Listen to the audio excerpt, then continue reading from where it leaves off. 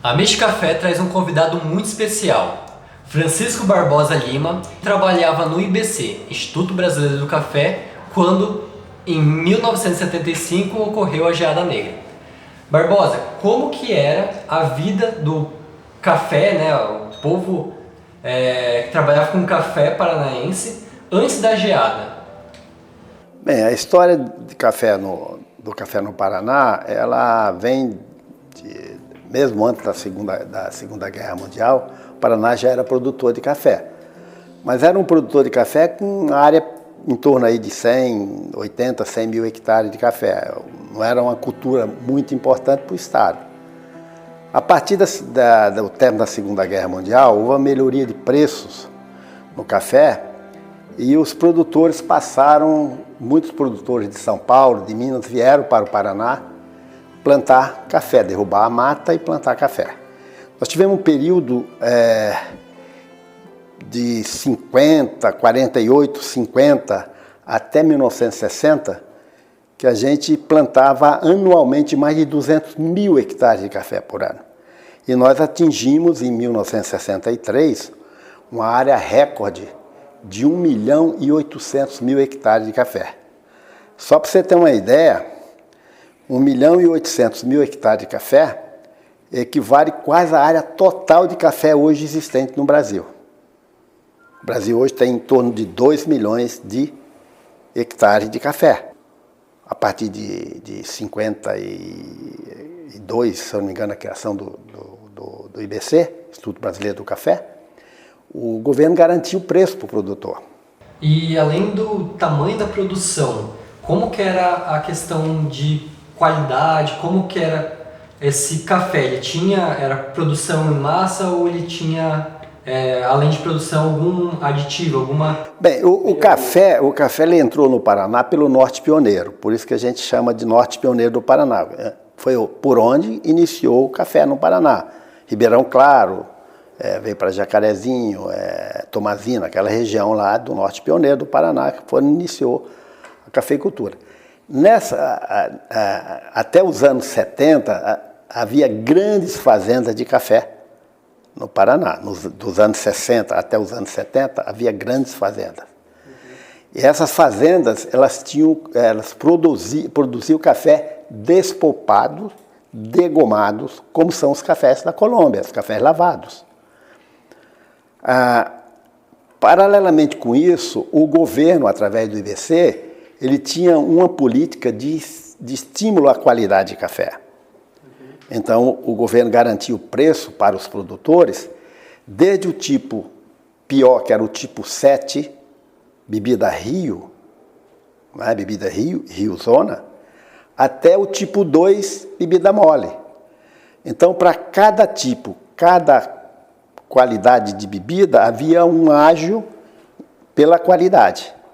Então, durante algum tempo, se produziu café despolpado, principalmente nas grandes fazendas, onde você tinha aquela estrutura para despolpar o café e degomar. A partir de um determinado momento, uma decisão do Instituto Brasileiro do Café, ele passou a comprar só duas qualidades. O tipo 6 livre de Rio Zona, ou seja, de Rio para melhor, e o 7 Rio Zona. O Rio Zona é uma bebida Rio muito intensa, de qualidade muito inferior. E o Paraná, era o maior produtor brasileiro, o governo tinha que comprar essa grande quantidade de cafés já riado, Rio, tal, e nós passamos a ser reconhecido como um grande produtor de café Rio.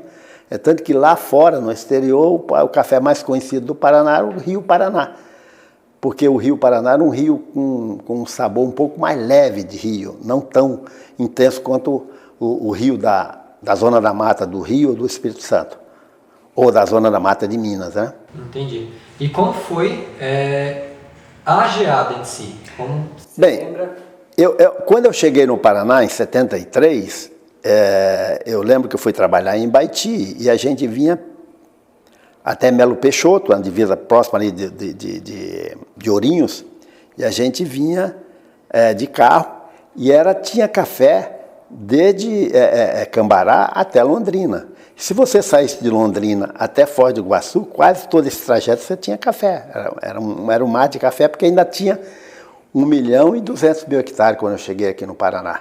Eu saí de férias, eu tirei férias em julho, foi quando ocorreu a geada.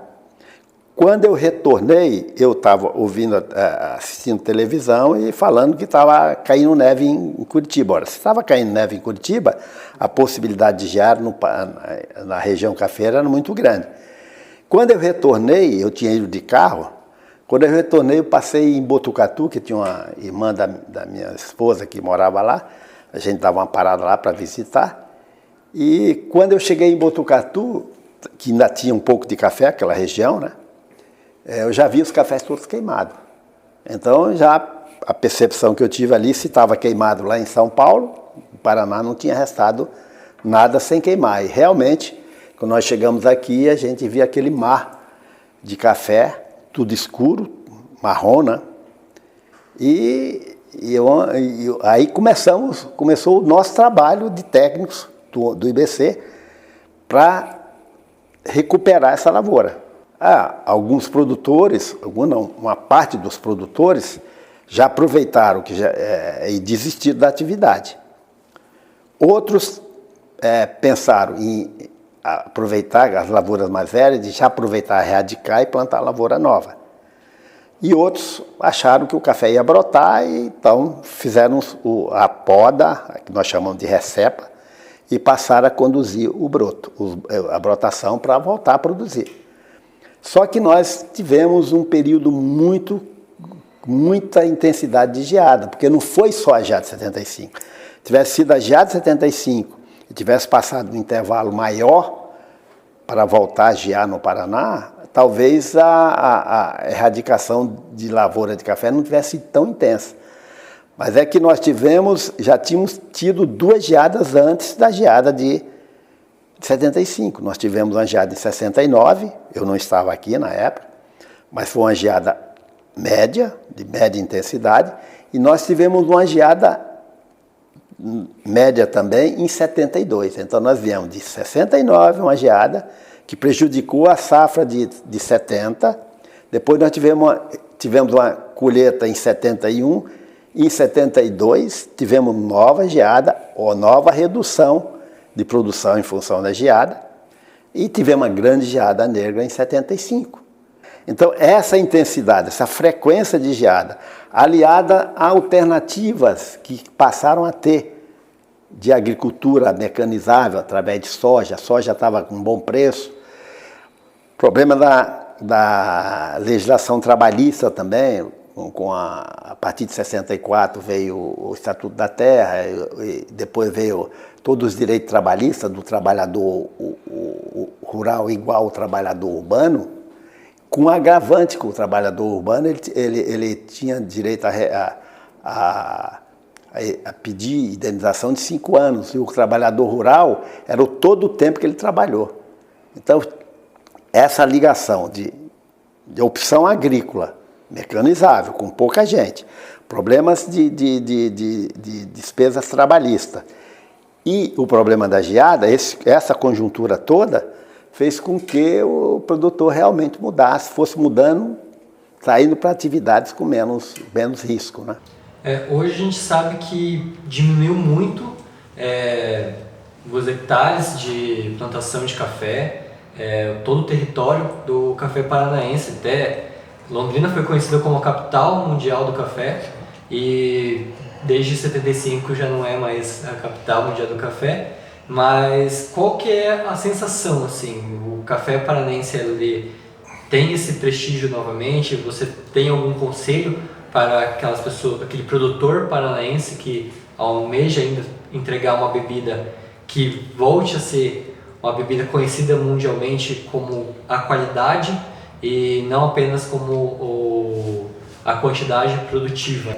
Na verdade nós não temos mais quantidade. E a gente sempre trabalhou, a partir de 97, 98, primeiro a partir de 94, através do governo do Estado, uma política pública de apoiar a produção de café, principalmente no sistema adensado, que era para pequena propriedade, com a tecnologia gerada pelo IAPA e apoio da Emater, então se criou um movimento para melhoria da produtividade, que isso é fundamental, a produtividade, não só a qualidade, mas a produtividade, para redução de custo e a atividade se tornar competitiva. Então, a partir desse primeiro período, 94 até 97, 98, nós trabalhamos muito essa questão da produtividade. E, posteriormente, houve um movimento para melhoria da qualidade do café. Com essa redução de área do Paraná e a concentração maior de café voltando ao norte pioneiro, voltando não, ou seja, ficando, na verdade, o que permaneceu hoje de café, no Paraná, mais de 60% hoje da área existente hoje de café no Paraná está no Norte Pioneiro.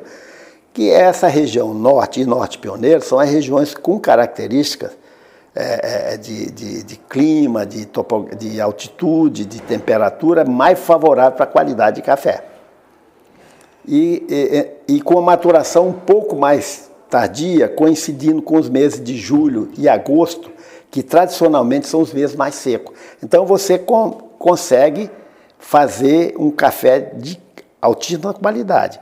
E com esse trabalho de orientação técnica, de tecnologia para melhoria de qualidade, com as variedades mais adequadas, com a concentração maior de café já de colheita no pano, com o processamento do cereja descascado, a partir do trabalho de produção de cereja descascado. Nós voltamos aos anos 60, quando se fazia café despolpado, lavado, nas grandes fazendas do Paraná.